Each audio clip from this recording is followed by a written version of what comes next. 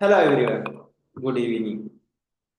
So നമ്മൾ master talk 26 26ാമത്തെ master ടോക്കാണ് ഇന്ന് നടക്കാൻ പോകുന്നത്. അപ്പോൾ ഫസ്റ്റ് ഓഫ് ഓൾ ഇന്ന് മാസ്റ്റർ ടോക്കിലേക്ക് വന്നിട്ടുള്ള എല്ലാവരും ഞാൻ എന്ത് ചെയ്യാണ്, ഇതിലേക്ക് വെൽക്കം ചെയ്യാണ്. അപ്പോൾ നമുക്കറിയാം, നമ്മളെ ടീം കണ്ടക്ട് ചെയ്യുന്ന പ്രോഗ്രാംസിൽ നമ്മൾ അധികം ഡിസ്കസ് ചെയ്യാറുള്ളത് നമ്മളെ മനസ്സിനെ പറ്റിയിട്ടും നമ്മൾ നോർമലി പറയാറുള്ളത് മെന്റൽ ഹെൽത്ത്, അതുപോലെ തന്നെ ഫിസിക്കൽ ഹെൽത്ത്, അതുപോലെ തന്നെ സ്പിരിച്വൽ ഹെൽത്ത്. ഇത് മൂന്നാണ് നമ്മൾ മെയിൻലി ഡിസ്കസ് ചെയ്യാറ്. പല ഏരിയാസിലായിട്ട് പല സെഷൻസിലായിട്ട് നമ്മൾ ഡിസ്കസ് ചെയ്തു പോകുന്നത് ഈ ടോപ്പിക്കുകളൊക്കെയാണ്. അപ്പം ഇന്നത്തെ ഡേയിൽ നമ്മൾ ഡിസ്കസ് ചെയ്യാൻ പോകുന്നത് നമ്മളെ മെന്റലി, ഫിസിക്കലി, ഈവൻ സ്പിരിച്വലി ഒക്കെ ഒരുപാട് നമ്മളെ ഹെൽപ്പ് ചെയ്യുന്ന ഒരു സംഭവമാണ്. ഇന്നത്തെ ഡേയിൽ നമ്മൾ കുറഞ്ഞ സമയം ഒന്ന് ഡിസ്കസ് ചെയ്യാൻ പോകുന്നത് എന്താന്ന് വെച്ചാൽ ഇറ്റ്സ് ഫൈനാൻസ്, മണി, ക്യാഷ്, പൈസ, ദുട്ട് എന്നൊക്കെ പറയും അല്ലെ. പല പേരിൽ നമ്മൾ അറിയപ്പെടുന്നുണ്ടെങ്കിലും നമുക്ക് എല്ലാവർക്കും അവൻ ആവശ്യമാണ്, വളരെ അത്യാവശ്യമാണ്. എല്ലാവരും ഓടുന്നതും പണത്തിന് വേണ്ടിയിട്ടാണ്, മെജോറിറ്റി ആളുകളും. അപ്പം ഈ പണം റിലേറ്റ് ചെയ്തിട്ടുള്ള ഒരു സംഗതിയിലേക്കാണ് ഇന്നത്തെ മാസ്റ്റർ ടോക്ക് നമ്മൾ ജസ്റ്റ് ഒന്നിങ്ങനെ ഡ്രൈവ് ചെയ്ത് പോകാൻ വേണ്ടിയിട്ട് ഉദ്ദേശിക്കുന്നത്. അപ്പൊ അതിനു മുമ്പ് സ്റ്റാർട്ടിങ്ങിൽ ഒരു സ്റ്റോറി പറഞ്ഞുകൊണ്ട് നമുക്ക് തുടങ്ങാം. സ്റ്റോറി എന്താന്ന് വെച്ചാൽ, നമ്മളെ എന്റെയൊക്കെ ഗുരു ഡോക്ടർ അദ്നൻ ഹരി സാറ്, ഗുരു ഡോക്ടർ പി വിജയൻ സാറ്, ആള് പുറത്ത് ഒരു രാജ്യത്ത് ഒരു സെഷന് വേണ്ടിയിട്ട് പോയതാണ്. അപ്പം സെഷൻ എടുക്കാൻ വേണ്ടി പോകുന്ന സമയത്ത് എയർപോർട്ടിൽ നിന്ന് ആളെ പിക്ക് ചെയ്യാൻ ഒരാൾ വന്നു. ഇങ്ങനെ ആള് കാറിൽ ഇങ്ങനെ പോകുന്ന സമയത്ത് ആ പിക്ക് ചെയ്യാമെന്ന ആള് ചോദിക്കുകയാണ്, സാറേ ഈ മൈൻഡ് പവർ ഒക്കെ യഥാർത്ഥത്തിൽ ആവശ്യമുണ്ടോ? ഇപ്പൊ നമ്മളെ ടീമിനെ അറിയുന്ന ആളുകൾക്കൊക്കെ അറിയാം, നമ്മളിവിടെ പഠിപ്പിക്കുന്നത് മൈൻഡ് പവർ ആണ്, നമ്മളെ മനസ്സിന്റെ ശക്തിയാണ്. നമ്മളെ ചിന്തകളെ പവേഴ്സിനെ കുറിച്ചിട്ടും ചിന്തകളെ ശക്തിയെ കുറിച്ചിട്ടൊക്കെയാണ് നമ്മൾ ഡിസ്കസ് ചെയ്യാറുള്ളത്. അത് വെച്ചിട്ട് എങ്ങനെ നമ്മുടെ ലൈഫിൽ നമുക്ക് ചേഞ്ചസ് കൊണ്ടുവരാൻ പറ്റും, ഇതാണ് നമ്മൾ മെയിൻലി ഡിസ്കസ് ചെയ്യാറുള്ളത്. അപ്പം ആഹ്, ഒരു ചോദ്യം സാറോട് ചോദിക്കുന്നത് എന്താണെന്ന് വെച്ചാൽ, മൈൻഡ് പവർ ഒക്കെ പഠിച്ചിട്ട് കാര്യമുണ്ടോ? അതുകൊണ്ടൊക്കെ ഇപ്പൊ നമ്മുടെ ലൈഫിൽ എന്തെങ്കിലും ഗുണമുണ്ടോ? ഇതാണ് ആള് ചോദിക്കുന്നത്. ആൾ അറിയാൻ വേണ്ടിയിട്ട് ചോദിക്കാറ്.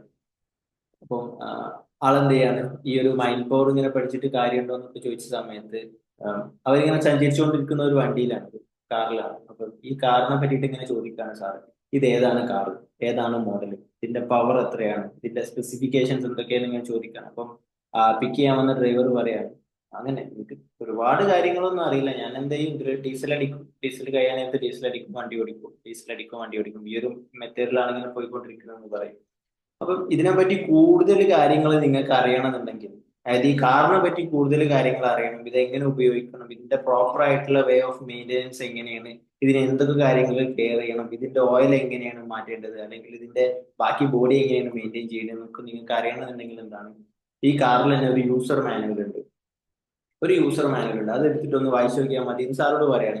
അപ്പൊ സാർ എന്ത് ചെയ്യാണ്, അപ്പൊ യൂസർ മാനുവൽ എടുത്ത് ഇങ്ങനെ നോക്കുമ്പോൾ ഇതിന് ഒരുപാട് ഫീച്ചേഴ്സ് ഉണ്ട്, ഈ കാറിന് ഒരുപാട് ഫീച്ചേഴ്സ് ഉണ്ട്. ഈ ഡ്രൈവർ ഒരുപാട് വർഷമായിട്ട് കാർ ഉപയോഗിക്കുന്നുണ്ട്, ആൾക്ക് പോലും അറിയാത്ത ഒരുപാട് ഫീച്ചേഴ്സ് ഉണ്ട്. അപ്പം അതൊക്കെ സാർ അങ്ങോട്ട് പറഞ്ഞു കൊടുക്കുകയാണ് ഈ യൂസർ മാനുവൽ ഇങ്ങനെ വായിച്ചിട്ട്. എന്നിട്ട് സാർ അദ്ദേഹത്തിനോട് ഒരു ചോദ്യം ചോദിക്കുകയാണ്. സി, നമ്മൾ ഇന്ന് കാണുന്ന കാറും ബൈക്കും വിമാനങ്ങളും ട്രെയിനും ചന്ദ്രനിൽ എത്തിക്കാൻ വേണ്ടി നമ്മൾ ഉപയോഗിക്കുന്ന വാഹനങ്ങളും കടലിൽ കാണുന്ന കപ്പലുകളും ഉൾപ്പെടെ വളരെ സങ്കീർണമായിട്ടുള്ള എല്ലാം കണ്ടെത്തിയിട്ടുള്ളത് നമ്മൾ മനുഷ്യന്റെ മനസ്സിൽ നിന്നാണ് അല്ലെ. അതിലൊരാൾക്കും ഒരു ഡൗട്ടില്ല, മനുഷ്യന്റെ ചിന്തകളിലൂടെയാണ് നമ്മൾ ഇന്ന് ചുറ്റും കാണുന്ന എല്ലാം എന്ത് ചെയ്യുന്നത്, മനുഷ്യൻ ഉണ്ടാക്കിയെടുത്തിട്ടുള്ളത്. അപ്പം ഈ ചിന്തകളൊക്കെ എന്താ പറയാ കുമിഞ്ഞു കൂടുന്ന, അല്ലെങ്കിൽ ചിന്തകളൊക്കെ ഒളിഞ്ഞിരിക്കുന്ന മനസ്സിന്റെ ഒരു യൂസർ മാനുവൽ, അത് എത്രത്തോളം ഇമ്പോർട്ടന്റ് ആണ് എന്നുള്ളതൊന്ന് ചിന്തിച്ചു നോക്കൂ എന്ന് പറയാണ്. ആ സമയത്താണ് അദ്ദേഹത്തിന് അതിന്റെ ഒരു എക്സാക്റ്റ് ആയിട്ടുള്ള ഒരു എന്താ പറയാ ഒരു ക്ലാരിറ്റി കിട്ടുന്നത്. അപ്പൊ ഒന്ന് ആലോചിച്ച് നോക്കിയേ, നമുക്കൊക്കെ ശരിക്കും ഒരു യൂസർ മാനുവൽ ഉണ്ട്. ഓക്കെ, നമുക്കൊക്കെ ഒരു യൂസർ മാനുവൽ ഉണ്ട്. എങ്ങനെ നമ്മൾ ഉപയോഗിക്കണം, നമ്മളെ മനസ്സിനെ എങ്ങനെ ഉപയോഗിക്കണം, ഇതാണ് നമ്മളെ ഐക്കോണിക് ആയിട്ടുള്ള വർക്ക്ഷോപ്പ്. അപ്പൊ നമ്മളെ ഡയമണ്ട് മൈൻഡിൽ അറ്റൻഡ് ചെയ്തിട്ടുള്ള പാർട്ടിസിപ്പൻസ് ഒക്കെ ഇവിടെ ഉണ്ട്.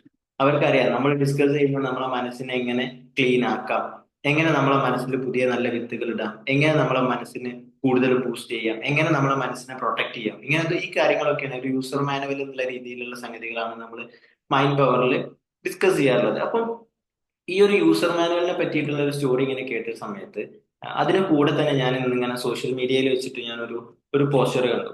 ആ പോസ്റ്റർ എന്താന്ന് വെച്ചാല്, നമ്മളെ ഫോർബാക്സ് ഫോർബാക്സ് എന്ത് ചെയ്തിട്ടുണ്ട്, ഏഹ് ലോകത്ത് ഏറ്റവും കോടീശ്വരന്മാരെ കുറിച്ചിട്ടുള്ള ഡീറ്റെയിൽസ് കാര്യങ്ങളൊക്കെ പുറത്തു വിട്ടിട്ടുണ്ട്. അപ്പം അതിൽ പെട്ടിട്ടുള്ള കുറച്ച് ആളുകളെ ഞാൻ ഇങ്ങനെ ജസ്റ്റ് ഇങ്ങനെ കാണേണ്ടതായി. അപ്പൊ അതെങ്ങനെ നമ്മളെ മൈൻഡ് പവർ ആയിട്ട് കണക്ഷൻ ഉണ്ട്, എങ്ങനെ നമ്മളെ മൈൻഡ് പവർ ആയിട്ട് കണക്ട് ചെയ്യാം, അതാണ് നമ്മൾ ഇന്നത്തെ ഡയറി കുറച്ചൊന്ന് ഡിസ്കസ് ചെയ്യാൻ വേണ്ടിയിട്ട് പോകുന്നത്.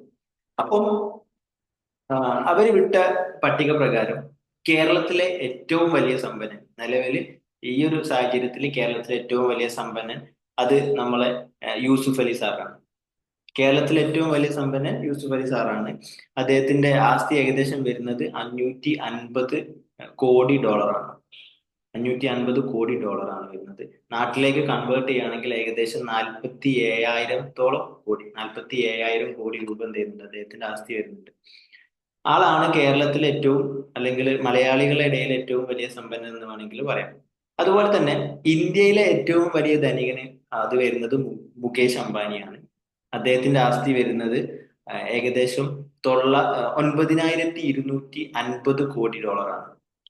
ഓക്കെ, ഈ കണക്കൊക്കെ ഞാൻ ജസ്റ്റ് ഇങ്ങനെ പറയാണ്. ഇത് നമുക്ക് പഠിക്കാനോ അല്ലെങ്കിൽ ഇത് നമ്മൾ ഇതിന്റെ ഒരു അവയർനെസ് ഒന്ന് കൂട്ടുക എന്നുള്ള രീതിയിലാണ് കേട്ടോ കണക്കുകളൊക്കെ പറയുന്നത്. അപ്പൊ ഇന്ത്യയിലെ ഏറ്റവും വലിയ ധനികൻ മുകേഷ് അംബാനിയാണ്. അദ്ദേഹത്തിന്റെ ആസ്തി എന്ന് പറഞ്ഞാല് 9,250 കോടി ഡോളറാണ്. അപ്പൊ അത് നമ്മൾ ഇന്ത്യൻ മണിയിലേക്ക് കൺവേർട്ട് ചെയ്യുകയാണെങ്കിൽ ഒരുപാട് ഉണ്ടാവും. ഓക്കെ. ആൻഡ് ലോകത്തിലെ ഏറ്റവും സമ്പന്നനായിട്ടുള്ള വ്യക്തി, ഇപ്പൊ ഒന്ന് ആലോചിച്ച് നോക്കിയേ. ഞാനിത് കേട്ട സമയത്ത് എന്റെ മൈൻഡിൽ എന്താ വന്നറിയോ, നമ്മളൊരു സ്കൂളിലൊക്കെ പഠിക്കുന്ന സമയത്ത് സ്കൂളിൽ ഒരുപാട് ആളുകൾ ഉണ്ടാവും. മേ ബി 40 അല്ലെങ്കിൽ 30 അല്ലെങ്കിൽ 50 60 ഒരു ക്ലാസ്സിൽ ഇത്രയൊക്കെ ഉണ്ടാവും. അപ്പൊ ആ ക്ലാസ്സിൽ ഒരു ടോപ്പർ ഉണ്ടാവും അല്ലെ. ആ ക്ലാസ്സിൽ ഒരു ടോപ്പർ ഉണ്ടാവും. ആ ടോപ്പർ എന്ന് പറഞ്ഞാൽ നമ്മള് എന്താ പറയാ പഠിപ്പി, അല്ലെങ്കിൽ നമ്മളെ കൂട്ടത്തിലെ ഹീറോ എന്നൊക്കെ വേണമെങ്കിൽ പറയാം. കാരണം ആള് നമ്മളെ എക്സാമിനൊക്കെ നമ്മളെ എടുത്തിട്ടുണ്ടെന്നുണ്ടെങ്കിൽ നമ്മൾ ഭയങ്കര സേഫ് ആയിരിക്കും. അങ്ങനെയൊക്കെ ഉണ്ട്. എന്നാൽ എക്സാമിന് തീരെ കാണിച്ചു തരാത്ത പഠിപ്പികളുണ്ട്, അത് വേറെ കാര്യം. എനിവേ, നമ്മളൊരു ടീമില് നമ്മൾ വർക്ക് ചെയ്യുന്ന സമയത്ത് ആ ടീമിൽ ഏറ്റവും ഹയർ പൊസിഷനിൽ എത്തുക എന്നുള്ളത് നമുക്കൊരു പ്രൗഡ് മൊമെന്റ് ആയിരിക്കും. നമുക്കൊരു അഭിമാനമുള്ള ഒരു മൊമെന്റ് ആയിരിക്കും ഒരു ടീമില്. അപ്പൊ ഒന്ന് ആലോചിച്ച് നോക്കിയേ, വേൾഡില്, എൻറ്റയർ വേൾഡിൽ, ഈ ഭൂമിയിൽ ഇന്ന് ജീവിച്ചിരിക്കുന്ന ആളുകളിൽ ഏറ്റവും സമ്പന്നനായിട്ടുള്ള ഒരു വ്യക്തിയാവുക എന്ന് പറയുമ്പോൾ അദ്ദേഹത്തിന്റെ ഒരു വേ ഓഫ് ഒരു തിങ്കിങ്ങും വേ ഓഫ് ഒരു മെന്റാലിറ്റിയും കാര്യങ്ങളൊക്കെ എങ്ങനെയായിരിക്കും? See, അത് നമ്മൾ എലോൺ മസ്ക് ആണ്. എല്ലാവർക്കും അറിയാം. ചൊവ്വയെ കോളനിയാക്കാൻ വേണ്ടിയിട്ട് ട്രൈ ചെയ്യുന്ന ആളാണ്. ചൊവ്വയെ കോളനിയാക്കാൻ വേണ്ടിയിട്ട് നടക്കുന്ന ആളാണ് എലോൺ മസ്ക്. അപ്പൊ അദ്ദേഹത്തിന്റെ ആസ്തി പറയുന്നത് ഏകദേശം 34,200 കോടി ഡോളറാണ്.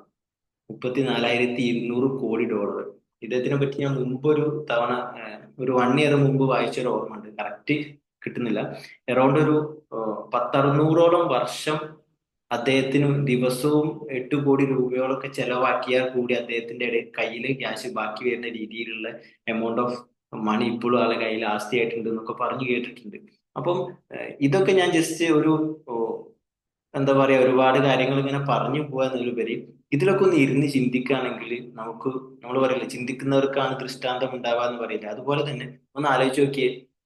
ഈ കോടികൾ, ഇപ്പം ഈ പറയുന്ന കോടികൾ 47,000 കോടി യൂസുഫ് അലി സാർ ആസ്തി എന്ന് പറയുമ്പോൾ നമ്മൾ സഫർ ചെയ്യുന്നത് 45,000 രൂപക്കായിരിക്കും. ഓക്കെ, നമ്മൾ സഫർ ചെയ്യുന്നത് 45,000 രൂപക്ക്, അല്ലെങ്കിൽ 4,500 രൂപക്കായിരിക്കും നമ്മൾ സഫർ ചെയ്യുന്നത്. അപ്പം ഈ 4,500 രൂപക്ക് സഫർ ചെയ്യുന്ന നമ്മളും 47,000 കോടി രൂപ കയ്യിൽ ഹോൾഡ് ചെയ്ത് നടക്കുന്ന, അല്ലെങ്കിൽ ആസ്തിയായിട്ട് പോകുന്ന യൂസുഫ് അലി സാറും തമ്മിലുള്ള ഒരു ഡിഫറൻസ് എന്തായിരിക്കും? ഞാൻ ആദ്യം പറഞ്ഞ ഒരു സ്റ്റോറി ഇല്ലേ, യൂസർ മാനുവൽ, നമ്മളെ മൈൻഡിന്റെ യൂസർ മാനുവൽ, ഇത് അറിഞ്ഞിട്ടുള്ള ആളുകളായിരിക്കും എന്നുള്ളതാണ്. എങ്ങനെ അവരെ മനസ്സിനെ പ്രോപ്പർ ആയിട്ടുള്ള വേയില് അവരെ ചിന്തകൾ അവർക്ക് ഡയറക്റ്റ് ചെയ്ത് വിടാം എന്നുള്ളത് എന്ത് ചെയ്യും, അവര് പഠിച്ചിട്ടുണ്ടാവും എന്നുള്ളതാണ്. അതിന്റെ ഒരു ഇമ്പോർട്ടൻസ് എങ്ങനെയാന്ന് വെച്ചാൽ, നമ്മൾ പറയാറുണ്ട് ഉം, എന്താ, നമ്മളെ തോട്ട്സ് ഒരുപാട് കെമിക്കൽസ് ക്രിയേറ്റ് ചെയ്യുന്നുണ്ട് നമ്മളെ ബോഡിയിൽ. നമ്മളെ തോട്ട്സ്, നമ്മളെ ചിന്തകള് നമ്മളെ ബോഡിയിൽ ഒരുപാട് കെമിക്കൽസ് ക്രിയേറ്റ് ചെയ്യുന്നുണ്ട്. അപ്പം നമ്മളെ ചിന്തകൾ നല്ല ചിന്തകളാണെന്നുണ്ടെങ്കിൽ നല്ല കെമിക്കൽസ് ആയിരിക്കും എന്ത് ചെയ്യുക, ബോഡി ഉണ്ടാക്കുക. അതിനനുസരിച്ചായിരിക്കും നമ്മൾ ആക്ഷൻസ് പോവുക അതിനനുസരിച്ചായിരിക്കും. അപ്പം നമ്മളെ ചിന്തകൾ നെഗറ്റീവ് ആയിട്ടുള്ള രീതിയിലാണെന്നുണ്ടെങ്കിൽ നമ്മളെ ബോഡി ക്രിയേറ്റ് ചെയ്യുന്ന ഹോർമോൺസ് അല്ലെങ്കിൽ കെമിക്കൽസ് എന്തായിരിക്കും, അതും ബാഡ് ആയിട്ടുള്ള, നമ്മളെ ബോഡിയെ ബാഡ് ആയിട്ടുള്ള രീതിയിൽ എന്താ പറയാ, സോറി, ബാഡ് ആയിട്ടുള്ള രീതിയിൽ ആഘാതം ഏൽപ്പിക്കുന്നതായിരിക്കും എന്നുള്ളതാണ്. അപ്പൊ ഒന്ന് ആലോചിച്ച് നോക്കിയേ, യഥാർത്ഥത്തിൽ നമ്മൾ ഇന്ന് അനുഭവിക്കുന്ന പല പ്രശ്നങ്ങളും, പല മൂവ്മെന്റ്സും എക്സാക്ട്ലി അത് കണക്ട് ചെയ്തിരിക്കുന്നത് നമ്മുടെ ചിന്തകളുമായിട്ട്, നമ്മളെ തോട്ട്സുമായിട്ട്. അപ്പം ഈ തോട്ട്സിനെ എങ്ങനെ നമുക്ക് ഡ്രൈവ് ചെയ്യാൻ പറ്റും? ഈ തോട്ട്സിനെ എങ്ങനെ നമുക്ക് എക്സാക്ട് ആയിട്ട്, ഞാൻ ആദ്യം പറഞ്ഞ പോലെ ഡ്രൈവ് ചെയ്യുന്നുണ്ട്, എല്ലാവരും ചിന്തിക്കുന്നുണ്ട്, എല്ലാവരുടെ മൈൻഡിലും ചിന്തകൾ വരുന്നുണ്ട്.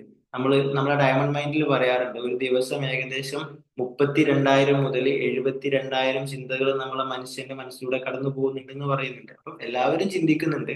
ബട്ട് ഒരു പ്രശ്നം എന്താന്ന് വെച്ചാൽ, ഞാനൊരു സിമ്പിൾ ആയിട്ടുള്ള ഒരു എക്സാമ്പിൾ വെച്ചിട്ട് പറയാം. എന്താന്ന് വെച്ചാൽ നമ്മളെ മനസ്സിന് ഒരു പ്രത്യേകത ഉണ്ട്. ഇപ്പം ടിവിയുടെ റിമോട്ട്, അല്ലെങ്കിൽ നിങ്ങൾ കാണാറില്ലേ, ചില ടവറിന്നൊക്കെ നമ്മൾ സിഗ്നൽ എടുക്കാറില്ലേ? നമ്മൾ ഇപ്പം നിങ്ങൾ ഓരോരുത്തരും ഡിഫറെന്റ് ആയിട്ടുള്ള സിമ്മുകളായിരിക്കും യൂസ് ചെയ്യുന്നത്. വോഡാഫോൺ ഉണ്ട്, ജിയോ ഉണ്ട്, ഐഡിയ ഉണ്ട്, എയർടെൽ ഉണ്ട്, ഇങ്ങനെ ഒരുപാട് സിമ്മുകളുണ്ട്. ഇപ്പം എന്റെ വീട്ടിൽ തന്നെ ഡിഫറെന്റ് ആയിട്ടുള്ള സിം യൂസ് ചെയ്യുന്ന ആളുകളുണ്ട്. വോഡാഫോൺ ഉണ്ട്, ജിയോ ഉണ്ട്, എയർടെൽ ഉണ്ട്. അപ്പം ഞാൻ എന്ത് ചെയ്യാണ്, എന്റെ ഫോണിൽ ഞാൻ കണക്ട് ചെയ്തിരിക്കുന്നത് ജിയോ ആണ്. എന്റെ തൊട്ടപ്പുറത്ത് എന്റെ ബ്രദറോ അല്ലെങ്കിൽ എന്റെ ഫാദറോ എന്റെ വൈഫോ ഇരുന്ന് യൂസ് ചെയ്യുന്നത് മേ ബി ഐഡിയ ആയിരിക്കും, അല്ലെങ്കിൽ വോഡാഫോൺ ആയിരിക്കും, അല്ലെങ്കിൽ എയർടെൽ ആയിരിക്കും. അപ്പൊ ഒന്ന് ആലോചിക്കേ, എന്റെ അടുത്തിരുന്നുകൊണ്ട് അവരെടുക്കുന്ന സിഗ്നൽ വേറെ വേറെ സിഗ്നലുകളാണ്. എനിക്ക് കിട്ടുന്നത് ജിയോ ആണ്, തൊട്ടപ്പുറത്ത് ഇരിക്കുന്ന ആളുകൾക്ക് കിട്ടുന്നത് എയർടെൽ ആണ്. അപ്പൊ ഞാനൊന്ന് അങ്ങോട്ട് മാറിയിരുന്നാലും എനിക്ക് കിട്ടുന്നത് ജിയോ ആണ്, എന്റെ തൊട്ടപ്പുറത്തിരിക്കുന്ന ആളുകൾക്ക് എന്താവും, എയർടെൽ ആവുന്നതാണ്. അപ്പം നമ്മളെ ചുറ്റുഭാഗത്തും സിഗ്നലുകളെല്ലാം ഉണ്ട്, പക്ഷെ നമ്മളെ കയ്യിലുള്ള റിസീവർ ഏതാണെന്നുള്ളതാണ് അതിൽ ഇമ്പോർട്ടന്റ്. ഞാൻ പറയുന്നത് വ്യക്തമാവുന്നുണ്ടോ? നമ്മളെ കയ്യിലുള്ള റിസീവർ ഏതാണോ അതിനനുസരിച്ചാണ് നമ്മൾ സിഗ്നലുകൾ എടുക്കുക എന്ന് പറയാറുണ്ട്. അപ്പം നമ്മളെ ചിന്തകൾ ഏത് രീതിയിലാണോ അതിനനുസരിച്ചാണ് നമ്മൾ ചുറ്റുഭാഗത്തു നിന്ന് കാര്യങ്ങൾ എടുക്കുക എന്നുള്ളതാണ് അതിന്റെ ഒരു ഉള്ളടക്കം എന്നുള്ള രീതിയിൽ പറയാറുള്ളത്. നമ്മൾ എന്ത് സിഗ്നൽ സ്വീകരിക്കാൻ വേണ്ടിയിട്ടാണ് തയ്യാറായിട്ടിരിക്കുന്നത്? നമ്മൾ എന്ത് സിഗ്നൽ എടുക്കാൻ വേണ്ടിയിട്ടാണ് തയ്യാറായിട്ടിരിക്കുന്നത്? ദാരിദ്ര്യത്തിന്റെ സിഗ്നലുകളാണോ? ഇതുവരെ നമ്മുടെ ലൈഫിൽ ഉണ്ടായിട്ടുള്ള ഒരുപാട് എന്താ പറയാ, ദാരിദ്ര്യത്തെ വിളിച്ച് സൂചിപ്പിക്കുന്ന രീതിയിലുള്ള ഒരുപാട് ഇൻസിഡൻസ് ഉണ്ടാവും. നമ്മൾ പലതും വാങ്ങണമെന്ന് ആഗ്രഹിച്ചിട്ട് വാങ്ങാൻ പറ്റാത്ത സിറ്റുവേഷൻസിലൂടെ പോയിട്ടുണ്ടാവും.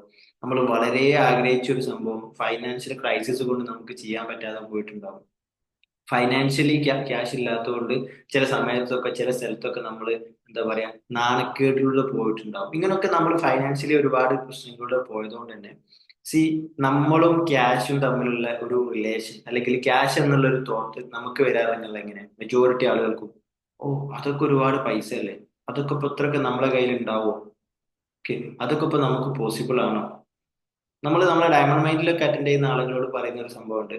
നിങ്ങൾ ഒരിക്കലും ഒരു സംഭവം കാണുന്ന സമയത്ത് ആ, ഇതൊക്കെ എനിക്ക് അഫോർഡബിൾ ആവോ, ഇതൊക്കെ എനിക്ക് വാങ്ങാൻ പറ്റും. ഇപ്പൊ നിങ്ങൾ ഒരുപാട് ആഗ്രഹിച്ച ഒരു ഡ്രസ്സ്, അല്ലെങ്കിൽ നിങ്ങൾ ഒരുപാട് ആഗ്രഹിച്ച് ഒരാൾക്ക് ഒരു ഗിഫ്റ്റ് കൊടുക്കണം എന്ന് ആഗ്രഹിക്കുന്നുണ്ട്. ആ ഗിഫ്റ്റിന് ഒരു കുറച്ച് എമൗണ്ട് ഓഫ് ക്യാഷ് ഉണ്ട്. ഇപ്പോൾ ഒരു 5,000 രൂപ അല്ലെങ്കിൽ ഒരു 10,000 രൂപയുടെ ഒരു ഗിഫ്റ്റ് ഒരാൾക്ക് കൊടുക്കണം. അപ്പൊ നിങ്ങൾ അതിനിങ്ങനെ ആഗ്രഹിക്കുന്നുണ്ട്, പക്ഷെ നിങ്ങളെ കയ്യിൽ ക്യാഷ് ഇല്ല. അപ്പൊ നിങ്ങൾക്ക് അതിനെ രണ്ട് രീതിയിൽ എടുക്കാം, രണ്ട് രീതിയിൽ അതിനെ കുറിച്ച് ചിന്തിക്കാം. ഒരു രീതി എങ്ങനെയാന്ന് വെച്ചാൽ, എന്റെ കയ്യിൽ ക്യാഷ് ഇല്ലല്ലോ, അതൊക്കെ എനിക്ക് അഫോർഡബിൾ ആണോ, അതൊക്കെ എന്നെ കൊണ്ട് സാധിക്കും എന്നൊക്കെ ചോദിക്കില്ല, അതൊക്കെ എന്നെ കൊണ്ട് എങ്ങനെ പറ്റാന്ന്, ഞാൻ അത്ര ഒരു ക്യാപ്പബിലിറ്റി ഉള്ള ആളല്ല എന്നുള്ള രീതിയിലാണ് നമ്മൾ നോർമലി പറയാം. അതിന് പകരം, ആ ചിന്തക്ക് പകരം, അതായത് ഞാൻ സിഗ്നൽ ചേഞ്ച് ചെയ്യാന്നാണോ പറയുന്നത്, നമ്മൾ ഏത് സിഗ്നലിലാണോ ഇരിക്കുന്നത്, അല്ലെ ഏത് റിസീവർ വെച്ചിട്ടാണോ ഇരിക്കുന്നത്, ആ റിസീവറിലുള്ള സംഗതി നമുക്ക് ലഭിക്കുക എന്ന് പറഞ്ഞു. അതിന് പകരം, how can I afford this? ഇത് എനിക്ക് എങ്ങനെ അഫോർഡ് ചെയ്യാൻ പറ്റും? ഈ 10,000 രൂപ എനിക്ക് എങ്ങനെ അഫോർഡ് ചെയ്യാൻ പറ്റും? ഈ ചിന്ത നമ്മളിൽ വരുന്ന സമയത്ത് നമ്മളുടെ ഉള്ളിൽ എന്ത് ചെയ്യും? ഗ്രോത്തിന്റെ ചിന്തകൾ വരാൻ തുടങ്ങും. മേ ബി ഈ 10,000 രൂപയുടെ ഒരു ഗിഫ്റ്റ് ഞാൻ ഒരാൾക്ക് കൊടുക്കണം എന്നുണ്ടെങ്കിൽ ഞാനൊരു 20,000മോ 30,000മോ ഏൺ ചെയ്യേണ്ടി വരും. കാരണം എന്റെ കാര്യങ്ങൾ ഈ സൈഡിൽ നടക്കണം, അറ്റ് ദി സെയിം ടൈമിൽ 10,000 രൂപയുടെ ഗിഫ്റ്റ് കൊടുക്കണം. അപ്പൊ ഒരു 30,000 രൂപ ഞാൻ ഏൺ ചെയ്യണം. അപ്പൊ അതിന് വേണ്ടി വർക്ക് കാര്യങ്ങൾ, അല്ലെങ്കിൽ അതിനു വേണ്ടി കൂടുതൽ എഫേർട്ട് കാര്യങ്ങൾ എന്ത് ചെയ്യേണ്ടി വരും? ഞാൻ ഇടേണ്ടി വരും. ചിലപ്പോൾ ഒരുപാട് കാര്യങ്ങൾ പഠിക്കേണ്ടി വരും, ഒരുപാട് പുതിയ സ്കിൽ ഏൺ ചെയ്യേണ്ടി വരും. അപ്പൊ നമ്മൾ എന്താണ്, ഗ്രോത്തിലേക്ക് പോവാണ്. എന്നാൽ അതിനു പകരം, അതൊക്കെ പിന്നെ കൊണ്ട് പറ്റുന്ന സംഗതിയാണോ, അത്രയൊക്കെ എന്നെ കൊണ്ട് അഫോർഡ് ചെയ്യാൻ പറ്റും, അതൊക്കെ പൈസക്കാർക്ക് ഉള്ളതല്ലേ, ഇങ്ങനെ തുടങ്ങിയിട്ടുള്ള സിഗ്നലുകളാണ് നമ്മൾ വിടുന്നതെന്നുണ്ടെങ്കിൽ അതിനനുസരിച്ച് സാഹചര്യങ്ങൾ മാത്രമേ നമ്മുടെ ചുറ്റുപാട് ഉണ്ടാവുള്ളൂ എന്നുള്ളതാണ്. ഞാൻ കുറച്ച് നെഗറ്റീവ് ആയിട്ടുള്ള സിഗ്നൽസ് ഇവിടെ നോട്ട് ചെയ്ത് വെച്ചിട്ടുണ്ടായിരുന്നു. ഇറ്റ്സ് എന്താ പറയാ, ഒന്ന് ദാരിദ്ര്യം, അതുപോലെ കടം, സങ്കടം, ദേഷ്യം. ഈ ദേഷ്യത്തിന്റെ സിഗ്നലിന്റെ പ്രത്യേകത എന്താ വെച്ചാൽ, നമ്മുടെ ഉള്ളിൽ വരുന്ന തോട്ട്സ്, ഞാൻ പറഞ്ഞു തോട്ട്സ് നമ്മുടെ ഉള്ളിൽ കെമിക്കൽസ് ഉണ്ടാക്കുന്നുണ്ട് എന്ന് പറഞ്ഞു. നമ്മൾ ദേഷ്യപ്പെട്ടിരിക്കുന്ന സമയത്ത് നമ്മുടെ ഉള്ളിൽ കോർട്ടിസോൾ എന്ന് പറയുന്ന ഒരു ഹോർമോൺ ഉണ്ടാക്കുന്നുണ്ട്, കോർട്ടിസോൾ. ഹാർട്ട് അറ്റാക്കിനൊക്കെ കാരണമാകുന്ന ഒരു ഹോർമോണാണ് നമ്മുടെ ഉള്ളിൽ തന്നെ ക്രിയേറ്റ് ചെയ്യുന്നത്. അതിന് ക്രിയേറ്റ് ചെയ്യാനുള്ള ഒരു റീസൺ എന്താണ്? നമ്മൾ ദേഷ്യം പിടിക്കുക എന്നുള്ളത്. ദേഷ്യം എന്താണ്? നമ്മളെ ചിന്തകളിൽ വരുന്ന മാറ്റം നമ്മളെ ബോഡിയിൽ എന്തുന്നുണ്ട്? കെമിക്കൽസ് ഉണ്ടാക്കുന്നുണ്ട് എന്നുള്ളതാണ്. അതാണ് ഞാൻ ആദ്യമേ പറഞ്ഞത്. നമ്മളെ തോട്ട്സ് നല്ല തോട്ട്സ് ആണെന്നുണ്ടെങ്കിൽ നമ്മളെ ബോഡിയിൽ നല്ല കെമിക്കൽസ് ആണ് ഉണ്ടാക്കുക.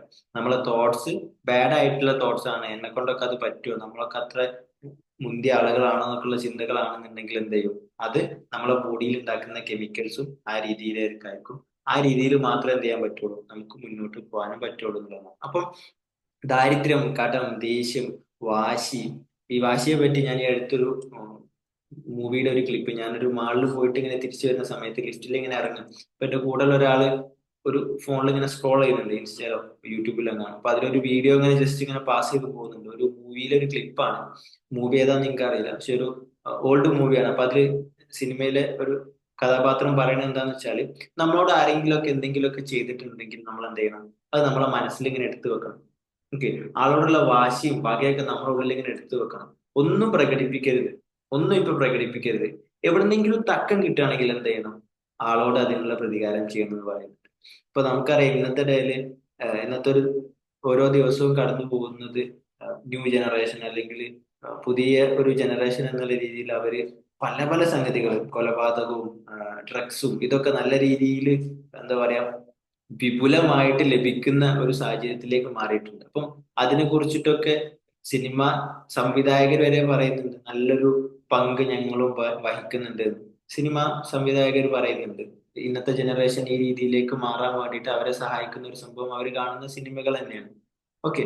അപ്പം വാശി പിടിക്കുക അല്ലെങ്കിൽ നമ്മൾ ദേഷ്യം കാണിക്കുക, ഇതൊക്കെ നെഗറ്റീവ്ലി എഫക്ട് ചെയ്യുന്നത് നമ്മളെ തന്നെയാണ് എന്നുള്ളൊരു ബോധം എന്ത് ചെയ്യണം?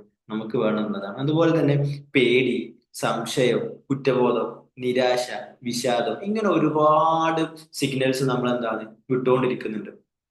നമ്മളെ ചിന്തകളിൽ നിന്ന് ഒരുപാട് സിഗ്നൽസ് വിട്ടുകൊണ്ടിരിക്കുന്നുണ്ട്. അപ്പൊ നമ്മളെ ചുറ്റുഭാഗത്തുള്ള ആളുകൾക്ക് കിട്ടുന്ന സിഗ്നൽസ് എന്താണ്? ഈ ദേഷ്യവും വാശിയും ഇതൊക്കെ റിഗാർഡിംഗ് ആയിട്ടുള്ള സംഗതി. അപ്പൊ ഞാൻ വിടുന്നത് ദേഷ്യം എന്നുള്ള സിഗ്നലാണ്, അല്ലെ എന്റെ ഉള്ളിൽ ദേഷ്യം എന്നുള്ള ഒരു സംഭവം ഉണ്ട്, ഞാൻ അതാണ് വിടുന്നതെന്നുണ്ടെങ്കിൽ എന്റെ അടുത്ത് വരുന്ന ഓരോ ആളുകളിൽ നിന്ന് എനിക്ക് എന്ത് റിസീവ് ചെയ്യാൻ പറ്റുള്ളൂ?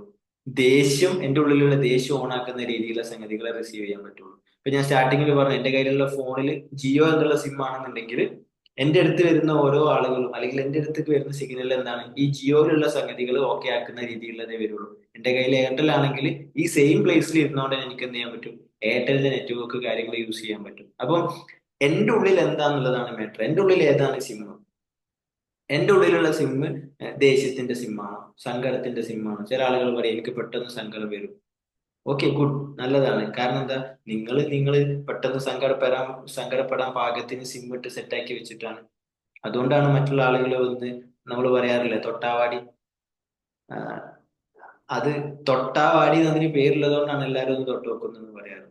അപ്പൊ അതുപോലെ തന്നെ ഈ സങ്കടപ്പെടാൻ വേണ്ടി ഉള്ള സിം ഇട്ട് ഞാനിങ്ങനെ സെറ്റ് ആയിട്ട് ഇരിക്കുന്നതുകൊണ്ടാണ് എന്ത് ചെയ്യുന്നത്? പല ആളുകളും വന്ന് ഇങ്ങനെ തൊട്ട് സങ്കടപ്പെടുത്തിയിരിക്കുന്നുണ്ടോ. അതുപോലെ തന്നെ കുറ്റബോധം, സംശയം, നിരാശ, വിഷാദം, ഇങ്ങനെ ഒരുപാട് നെഗറ്റീവ് ആയിട്ടുള്ള സിഗ്നൽസ് ഉണ്ട്. ഈ സിഗ്നൽസ് ഒക്കെ നമ്മൾ തന്നെ പുറത്തേക്ക് വിടുന്നുണ്ടോ എന്നുള്ളത് ചെക്ക് ചെയ്യാം. അങ്ങനെ വിടുന്നുണ്ടെങ്കിൽ എന്ത് ചെയ്യാം? അത് സ്റ്റോപ്പ് ചെയ്യാം. ആ സിഗ്നൽസ് സ്റ്റോപ്പ് ചെയ്യുക. എന്നിട്ട് ആ ഒരുപാട് സിഗ്നൽസിന് പകരം നിങ്ങൾ ഒരുപാട് സിഗ്നൽസ് വിടണമെന്നില്ല, പകരം ഒറ്റ സിഗ്നൽ വിട്ടാൽ മതി. It's gratitude.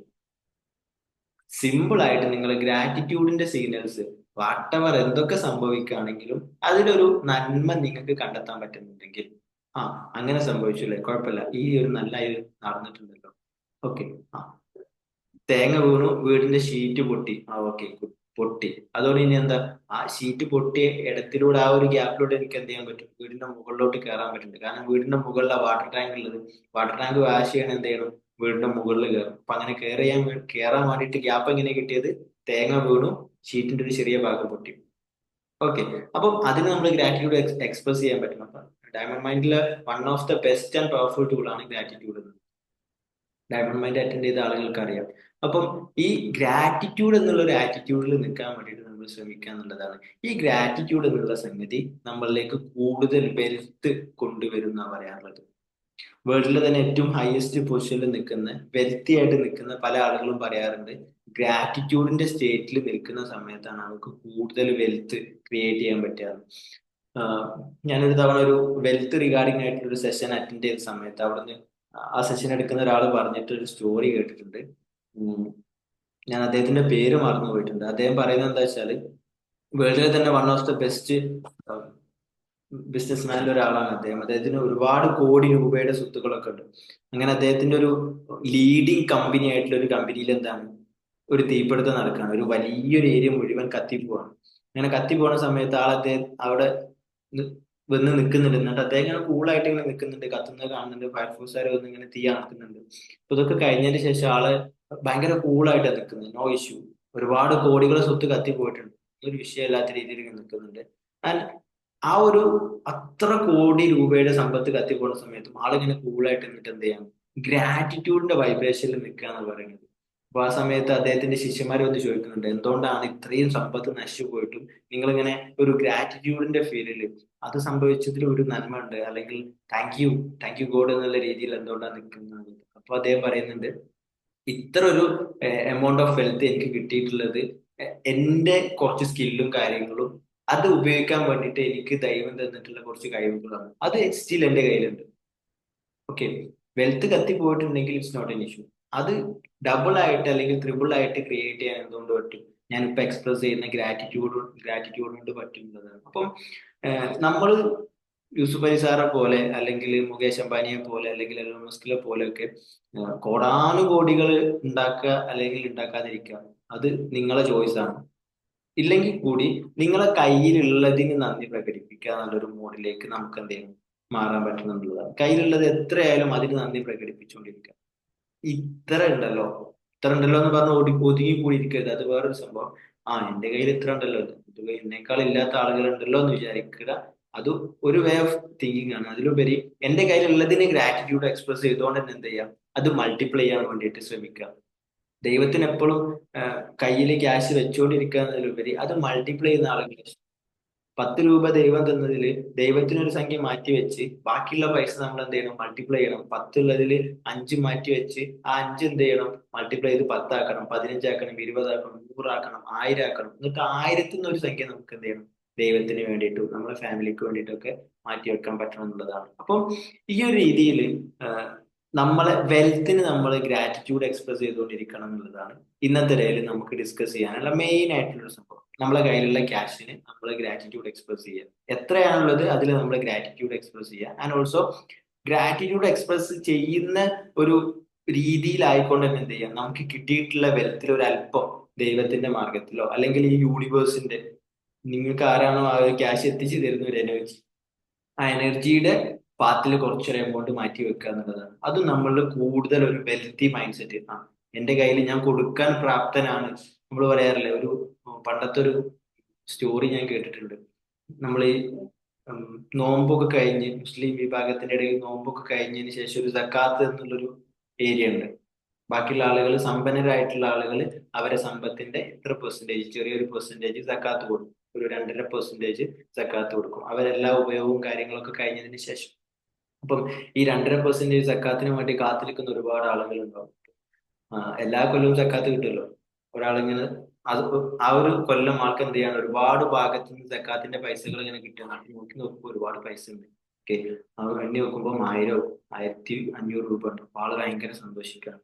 1500, 1500 രൂപ എന്ത് കിട്ടിയിട്ടുണ്ട്, സക്കാത്ത് മാത്രമേ കിട്ടിയിട്ടുണ്ട്. അങ്ങനെ ആള് പ്രാർത്ഥിക്കാണ് ദൈവത്തിനോട്, എങ്ങനെ, ദൈവമേ ഇപ്രാവശ്യം എനിക്ക് 1500 കിട്ടി, അടുത്ത തവണ എന്ത് ചെയ്യണം, എനിക്ക് ഇതിനേക്കാൾ കൂടുതൽ കിട്ടുന്ന ഒരാളാക്കി മാറ്റണേ. ഓക്കെ, അടുത്ത തവണ എനിക്ക് ഇതിനേക്കാൾ കൂടുതൽ സക്കാത്ത് കിട്ടണേ. സംഭവം പ്രാർത്ഥിച്ചതൊക്കെ നല്ലതാണ്.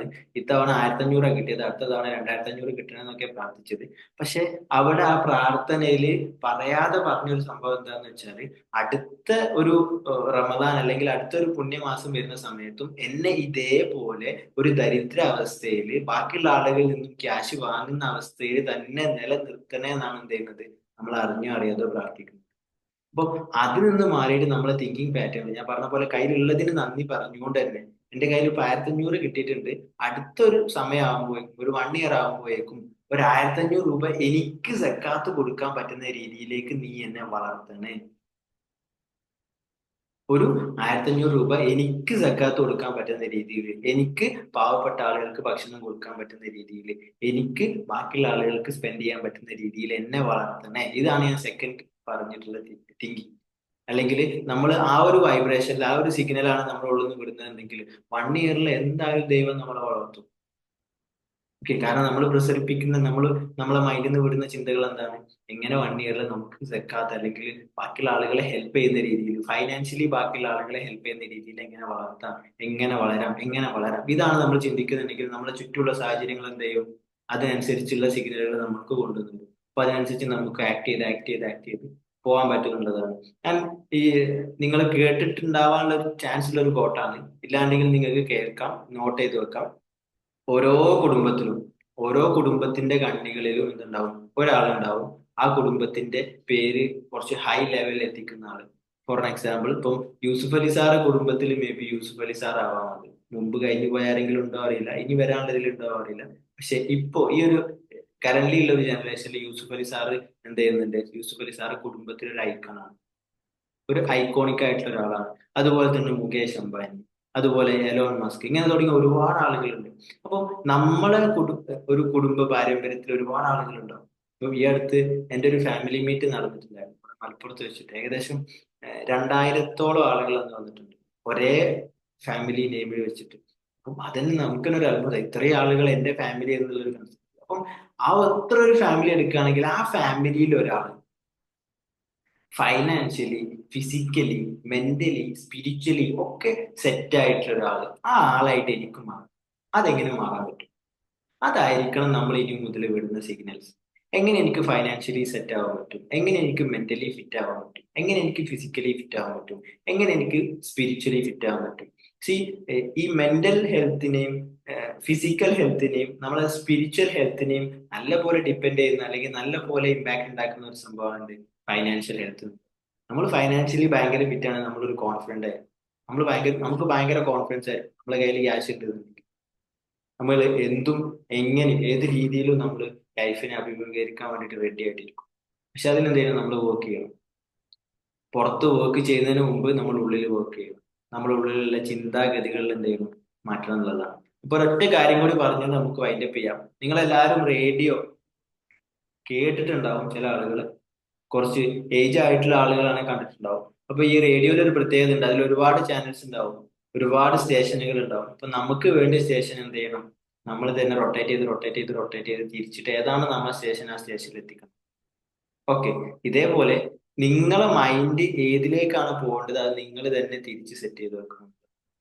അബണ്ടൻസിലേക്കാണോ അതോ ദരിദ്രാവസ്ഥയിലേക്കാണോ പോകേണ്ടത് എന്നുള്ളത്, രോഗത്തിലേക്കാണോ അതോ ആരോഗ്യത്തിലേക്കാണോ, കടത്തിലേക്കാണോ അതോ സമ്പത്തിലേക്കാണോ, ഏതിലേക്കാണ് നമ്മൾ പോകേണ്ടത് എന്നുള്ളത് നമ്മൾ തന്നെ തിരിച്ചു വെക്കണം എന്നുള്ളതാണ്. ഓക്കെ, അപ്പം ഇനി നമ്മളെ ലൈഫിൽ ഉണ്ടാവുന്ന ഓരോ സിറ്റുവേഷൻസിലും അല്ലെങ്കിൽ ഇന്നു മുതൽ നമ്മൾ മുന്നോട്ട് പോകുന്ന സമയത്ത് നമ്മളെ കയ്യിലുള്ള വെൽത്തിന് നമ്മൾ ഗ്രാറ്റിറ്റ്യൂഡ് എക്സ്പ്രസ് ചെയ്തുകൊണ്ട് എങ്ങനെ ഒരു ഗ്രോത്തിലേക്ക് പോകുന്ന രീതിയിലേക്ക് ചിന്തകൾ കൊണ്ടുപോകാൻ പറ്റും. ഗ്രോത്തിലേക്ക് എന്റെ കയ്യിൽ ഇല്ലല്ലോ എന്ന് പറയുന്നതിന് പകരം എങ്ങനെ എനിക്ക് ഉണ്ടാക്കാൻ പറ്റും? ഓക്കെ, എന്റെ കയ്യിൽ അതില്ലല്ലോ എന്ന് പറയുന്നതിന് പകരം എങ്ങനെ എനിക്കിത് ഉണ്ടാക്കാൻ പറ്റും എന്നുള്ള രീതിയിലേക്ക് നമ്മളെ ചിന്തകളെ കൊണ്ടുപോകുക എന്നുള്ളതാണ്. ഓക്കെ, അപ്പൊ ഇത്ര കാര്യങ്ങളാണ് ഇന്നത്തെ ഡേയിൽ നമുക്ക് ഡിസ്കസ് ചെയ്യാനുള്ളത്. ഇനി വേറെ ഫെർദർ ആയിട്ട് വേറെ എന്തെങ്കിലും ഉണ്ടെങ്കിൽ എന്ത് ചെയ്യാം? നിങ്ങൾക്ക് ഇപ്പോ മൈക്ക് ഓൺ ആക്കിയിട്ട് സംസാരിക്കാൻ ഞാൻ അൺമ്യൂട്ട് ചെയ്തിട്ടുണ്ട് എല്ലാവരും. ആൻഡ് മറ്റൊന്നും ഇല്ലാന്നുണ്ടെങ്കിൽ എന്ത് ചെയ്യാം? ബാക്കി നമുക്ക് വൈൻഡപ്പ് ചെയ്യാം. ബാക്കിയുള്ള ഡൗട്ട്സും കാര്യങ്ങളൊക്കെ എന്ത് ചെയ്യാം? നിങ്ങൾക്ക് നമ്മളെ വാട്സപ്പിൽ മെന്റേഴ്സിനെ കണക്ട് ചെയ്തിട്ട് സംസാരിക്കാവുന്നതാണ്. എനിവേ, ഇന്നത്തെ മാസ്റ്റർ ടോക്കിന് വന്നിട്ടുള്ള എല്ലാവരോടും ഞാൻ എന്ത് ചെയ്യാണ്? നന്ദി പറയാണ്. നെക്സ്റ്റ് വീക്കിൽ, നെക്സ്റ്റ് സൺഡേ ഇതുപോലെ 8 മണിക്ക് നമുക്ക് എന്ത് ചെയ്യാം? വേറൊരു ടോപ്പിക്കായിട്ട് നമ്മളെ മൈൻഡും നമ്മളെ ബോഡിയും നമ്മളെ സോളും ഒക്കെ ആയിട്ട് കണക്ട് ചെയ്തിരിക്കുന്ന മറ്റൊരു ടോപ്പിക്കായിട്ട് ഒരു ചെറിയ സമയം, ഒരു ഹാഫ് ആൻ അവർ നമുക്ക് ഡിസ്കഷനായിട്ട് മുന്നോട്ട് പോകാവുന്നതാണ്. Okay, anyway, thank you, all the best.